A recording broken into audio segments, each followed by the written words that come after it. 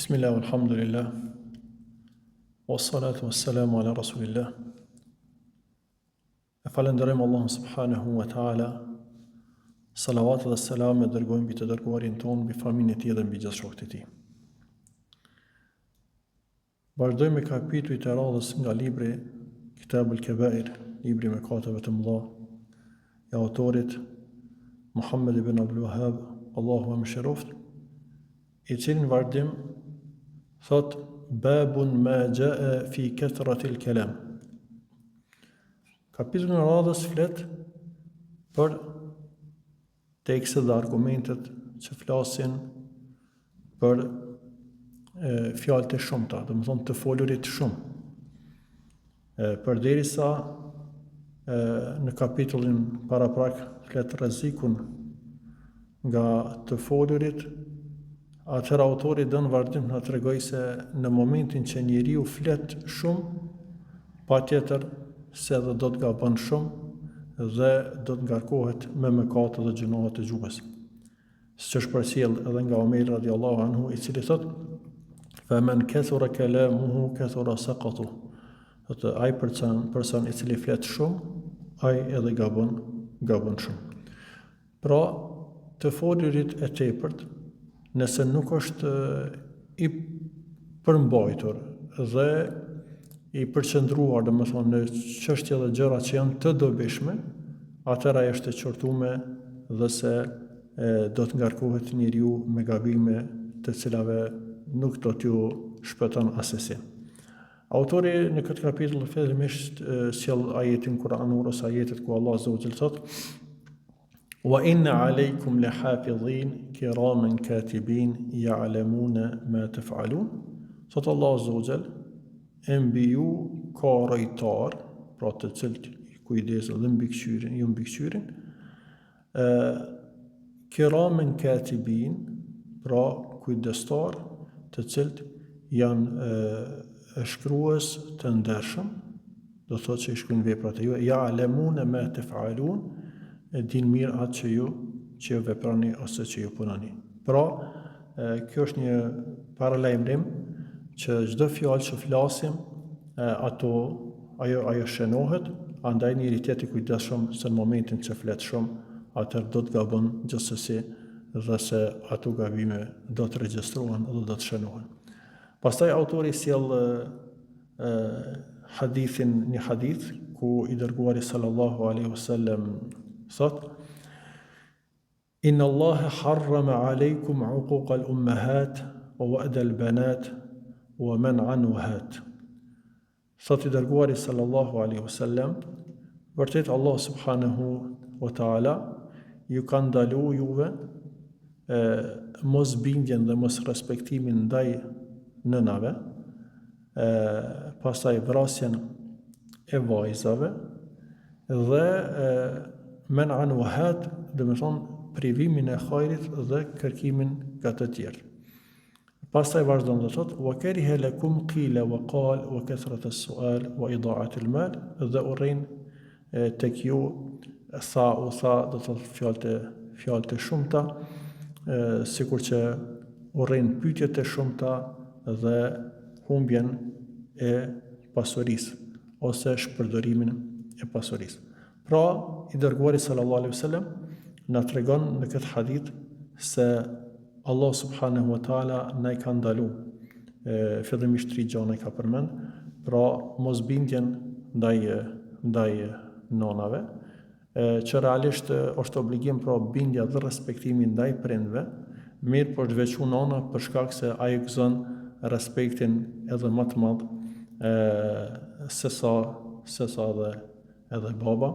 Gjithashtu ndalohet vrasja e vajzave, siç ka qenë traditë e disa fise arabe që kanë vrarë dhe kanë vrosë vajzat qoftë edhe për zgjalli. Mirë po është ndaluar vrasja e fëmijëve në përgjithësi, për këto bën pjesë edhe aborti e kështu me radhë, po që janë veçu vajzat për shkak se kjo ka qenë një traditë e disa popull, disa fise, për ata dhe është përmend në mënyrë më specifike.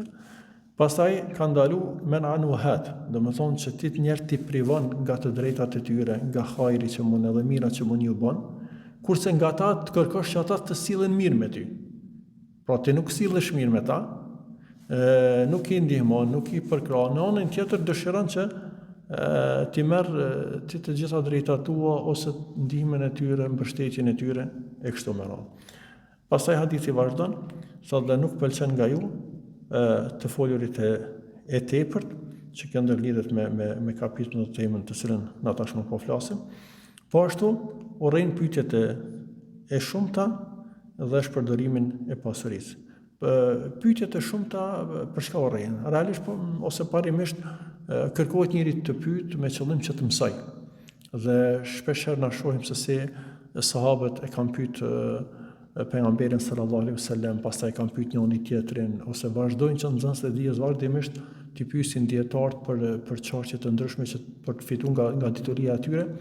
Mirë po, qortimi këtu ka ardhur për arsye se ata njerëz të cilët e bojnë shprehi vetëm të pyesin shumë dhe tepër, kjo i shtyn shpeshherë pyesin për gjëra faktikisht të cilat nuk ju duhen, dhe ata të cilët pyesin tepër zakonisht nuk pyesin për me punu me atë dituri. Andaj për ata është edhe qortume. Kurse hadithi tjetër që autori përmend, hadithin e pejgamberit sallallahu alaihi wasallam, inna min ahabbikum ilayya wa aqrabikum minni majlisan yawm al-qiyamah ahsanukum akhlaqa. Thot pejgamberi sallallahu alaihi wasallam, njeriu më i dashur tek unë nga mesi juaj, edhe që të tjetë në pozitën më të afërt ulën pranë meje ditën e kiametit, është ai ose janë ata të cilët kanë moralin më të mirë. Pra ata njerëz të cilët janë të moralshëm, ata njerëz të cilët janë të sjellshëm, dhe normal gjithë këtë sjellje, këtë moral të mirë e bëjnë me sinqeritet për Allahun subhanahu wa taala. Pra synimi i tyre është të adhurojnë Allahun te bareke wa taala me këtë sjellje të mirë. Dhe nuk kanë qëllim diçka tjetër, të lavdërohen, të marrin famë e ku ta diune. Për ata këtu mund ta përmendim edhe fjalën e pejgamberit alayhis salam, ku thot për Hatim al-Tai, që ka qenë njëri shumë dorëlir, bujar, që merret shembull tek arab për bujarin e tij, mirë po kur është pyetur këtë person thot dhalika rajulun arada shay'an fanalahu. Ky njeri ka synu diçka të arrin dhe ka mri. Pra ka mri e shohra, do më thonë të bëhet i famshëm, bëhet i njohur, do më thonë të përhapet bujaria e tij dhe dolërsia e tij, dhe ka mri këtë. Atëherë njeri do të jetë i kujdesshëm që gjanat të cilat i bën, gjitha veprat e mira, fjalët e mira, punët e mira, sjelljet e mira t'i bën për Allahun subhanahu wa taala dhe ta presh shpërblimin prej tyre. Vazhdon hadithi pejgamberit sallallahu alaihi wasallam ku thotë: "Wa inna abghadakum ilayya wa ab'adakum minni majlisan yawm al-qiyamah ath-thartharun al-mutashaddiqun al-mutafayhiqun."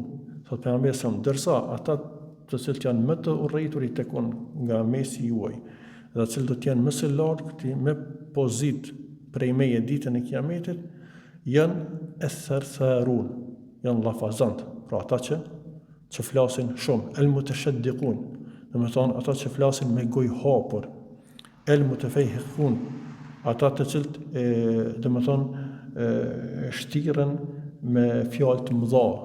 Kjo vjen el-mutafayhiqun është në kuptimin që flasin duke i nënshmu tjerë, flasin pra me mendjemallësi, duke i lëviz gjuhët e tyre, duke bërë do të thonë gjeste gjatë të folmes së tyre, ku nuk kuptohet nënshmimi dhe për ulja tjera. Së më të kanë ardhur këto tri shprehje që të gjitha kanë një kuptim që ndërlidhet me të folurit e tepërt, të zaturit e fjalimit pa nevojë ose të folurit me nënshmim ndaj të tjerëve.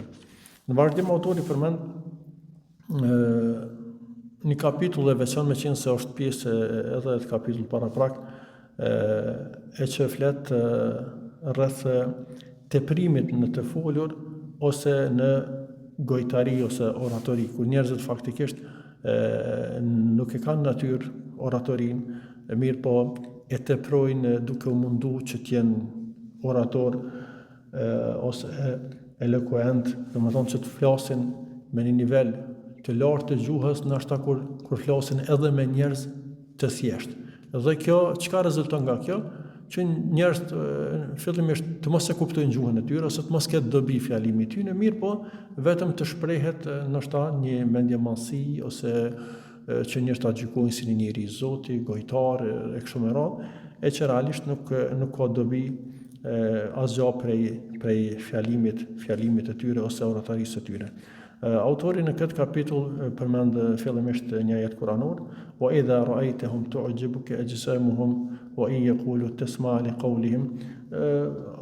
Allah flet në këtë ajet për munafikat që realisht të mahnitin trupat e tyre, domethënë për nga fjalët e trupat e njerëz që habitesh kur i din fjalët e tyre, kur i sheh gjendjen e tyre, domethënë se si e mojnë veten në aspektin e jashtëm, në fjalët e tyre, mirë po që realisht në zemrat e tyre kanë fshehur nifakun, nuk janë njerëz të sinqertë, nuk janë njerëz që thonë të vërtetën.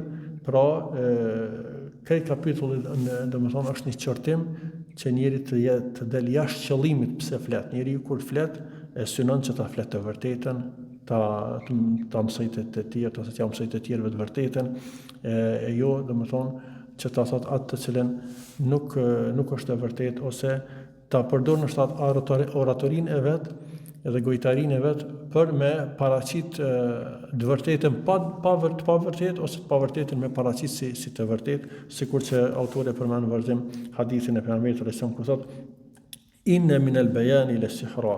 Domethënë prej oratorie është, ose pjesë e oratorisë është, ose magjia është pjesë e oratorisë, ose është një pjesë e oratorisë e cila është magjinë e vete. Faktikisht nga kjo kuptohet se ashtu qysh magjia ndikon te njerëzit, ashtu domethënë ndikon edhe oratoria. Mirë po kjo ka në këtë hadith, ka në kuptimin negativ oratoria, për këtë qëllim që domethënë ndikon mrapsht, domethënë ka efekte negative. Në moment kur oratoria pra nuk shfrytëzohet për të vërtetën, atëherë ajo lën gjurmë të njerëzit, po do të lën gjurmë negative. Gjithashtu autori përmend edhe disa hadithe të tjera. Mirë po gjithherë mos të harrojmë pra synimi i këtyre haditheve të cilat e qortojnë oratorinë, e qortojnë për faktin se oratoria në vetvete nuk është diçka e lavdruar. Oratoria është e lavdruar pra atëherë kur shfrytëzohet për të sqaruar vërteta, për të kuptuar vërteta, për të mësuar njerëzve të vërtetën, e jo për të ndruar realitetin dhe me u paraqit, që thamë edhe më herët, e vërteta me u paraqit si e pavërtetë ose e pavërteta si e vërtetë. I dërguari sallallahu alaihi wasallam thotë në një hadith: "Inna Allaha yubghidu al-baligha min ar-rijali alladhi yatakhallalu bi lisanihi kama tatakhallalu al-baqara."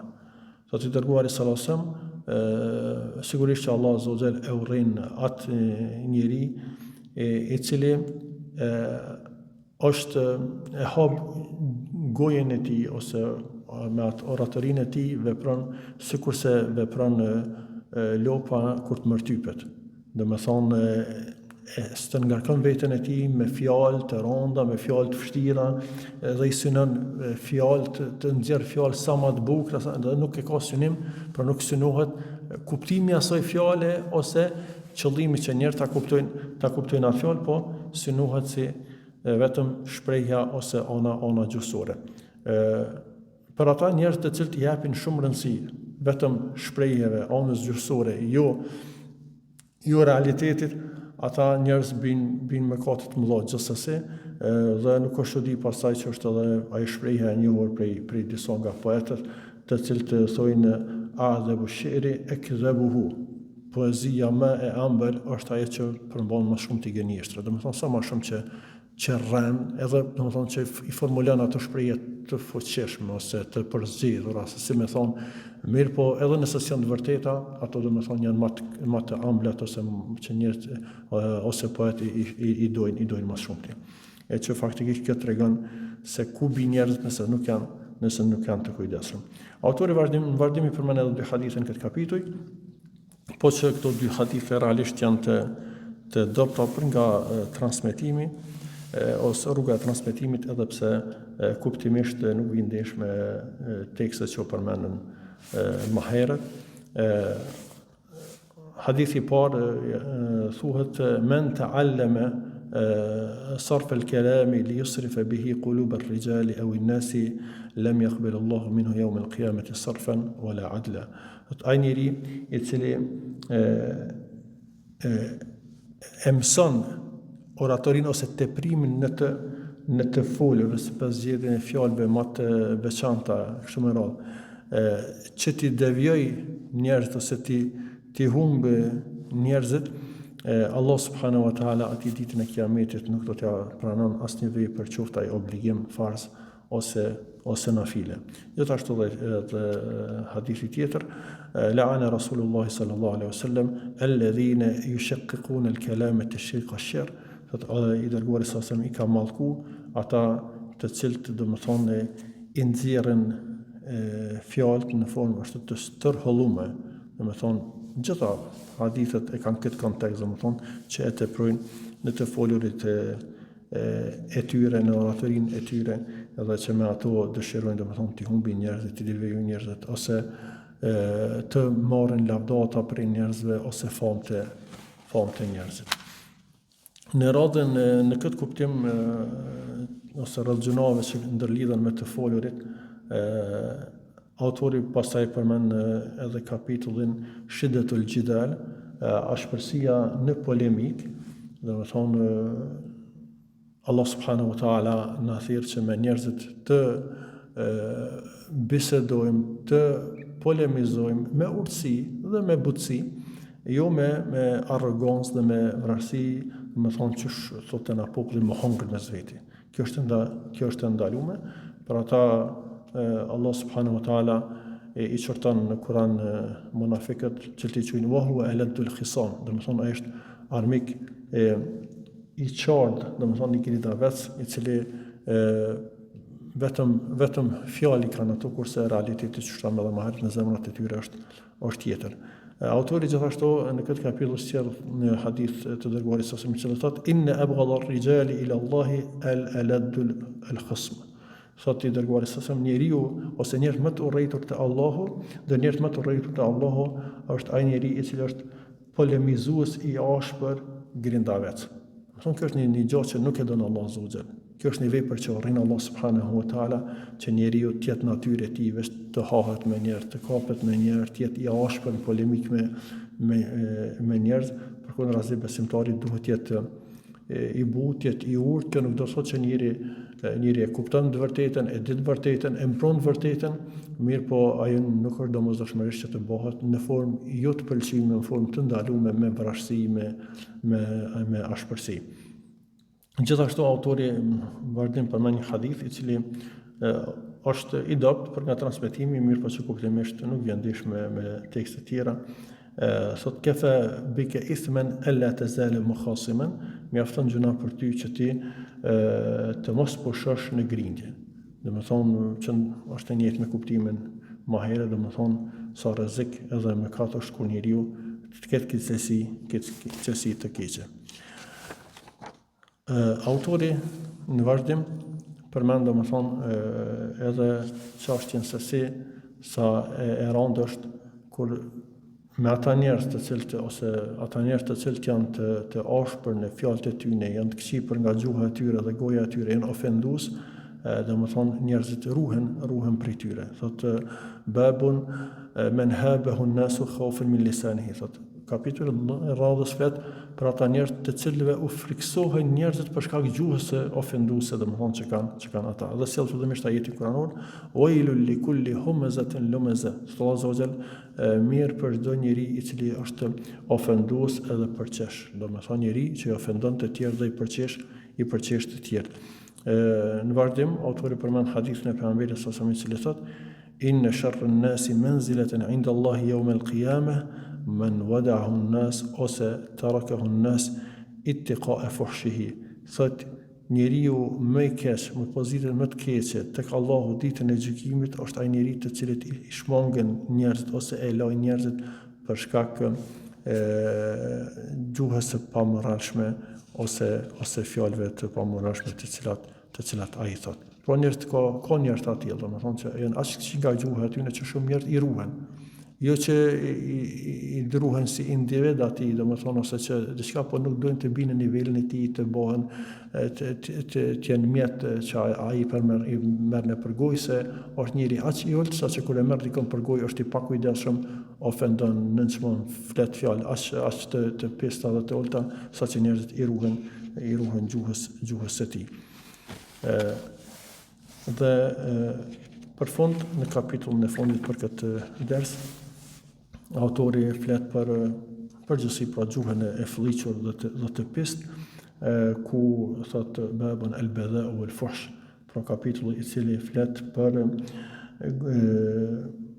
domethënë fjalë pistin edhe për ato që është i pamoralshëm në gjuhën e tij. Autori, siç e ka traditë, sjell zakonisht ajete pastaj hadithe në kapitull, edhe këto ka sjell fillimisht një ajet kuranor, ku thot Allah subhanahu wa ta'ala: "Walladhina la yashhaduna az-zura wa idha marru bil-lagwi marru kirama."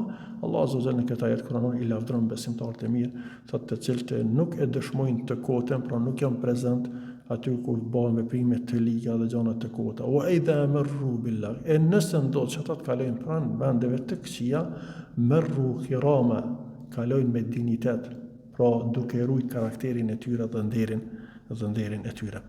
Autori në vazhdim sjell hadithin e të dërguarit sallallahu alaihi wasallam, ku pejgamberi sa thot: "Laysa al-mu'minu bit-ta'an wala al-la'an wala al-fahish wala al-badhi."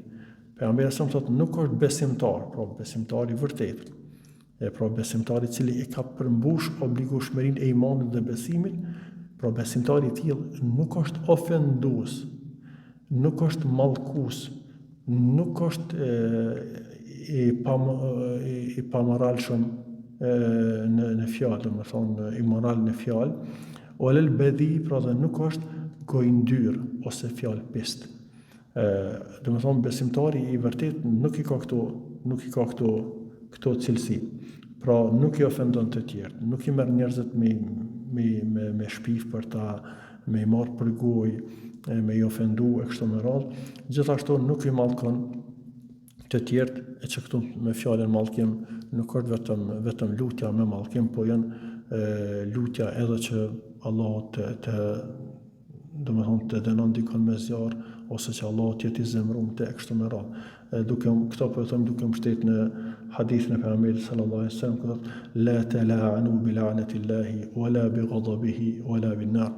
Thotë mos e mallkoni njëri tjetrin, që kuptimi pra është mos e lutni kundër njëri tjetrit me mallkimin e Allahut, ose me zemrimin e tij, ose me zjarr. Pra të lutni kundër njëri tjetrit që Allah t'i ndeshkon me zjarr, ose që Allah t'jetë i zemrum, ose ta mallkon atë njeri. Gjithashtu pejgamberi sallallahu alaihi wasallam ka thonë që njerëz që janë mallkues nuk do të jenë as dëshmitar botën tjetër e as ndërmjetësues. Dhe si ka mundësi të jetë dëshmitar në aspektin pozitiv një njeri për një musliman kur ai është ofendues, kur ai është mallkues, kur ai e mallkon, lutet kundër tij, e shon, po ashtu si të jetë dëshmitar.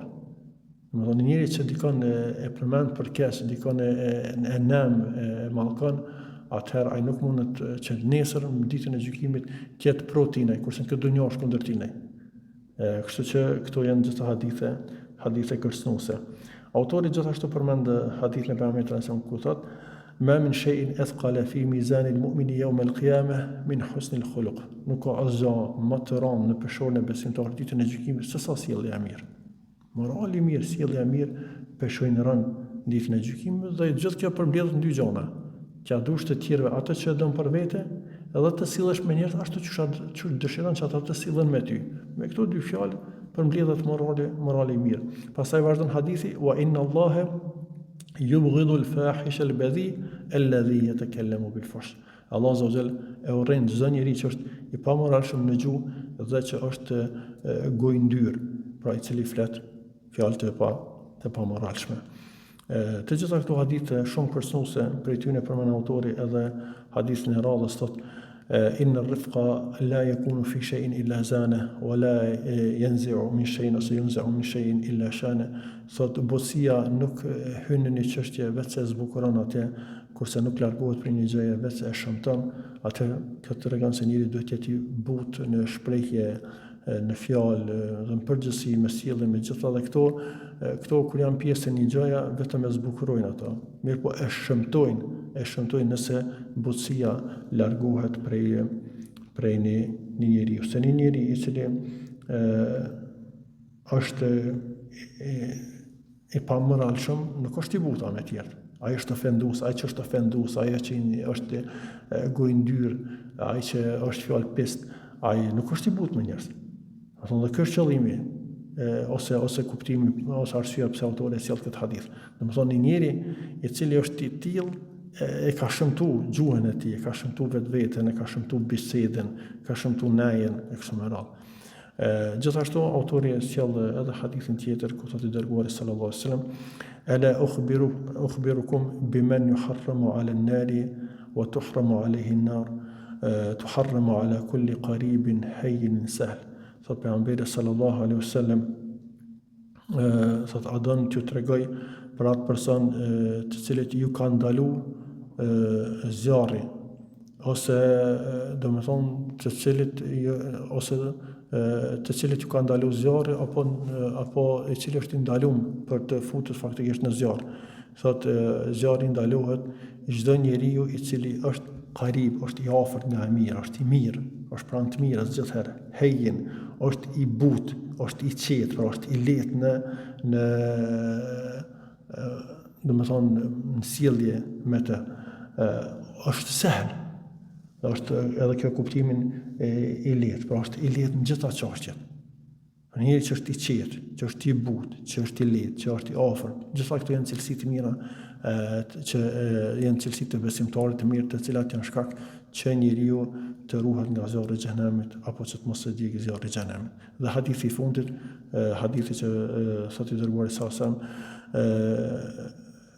"Men yuhrimu ar-rifqa yuhramu al-khayra kullahu." Thotë ai njeri që është privu nga butësia, ai është privu nga i gjithë hajri dhe gjithë e mira. Allah në dhashtë butësi, Allah në dhashtë sjellje të mirë, në baftë që jemi gjithë pranë hajrit dhe të mirës, të jemi të qetë, të jemi të butë, të jemi të lehtë, të jemi largë polemikave të ashpra, të jemi largë ofendimeve, nënçmimeve, fjalëve të ulta, të jemi nga ata të cilët flasin në mas, flasin pak dhe veprojnë më shumë se sa që flasin. Allah na jap sukses në përgjithësinë fjalën tonë të mira. Wa akhiru dawana alhamdulillahi rabbil alamin.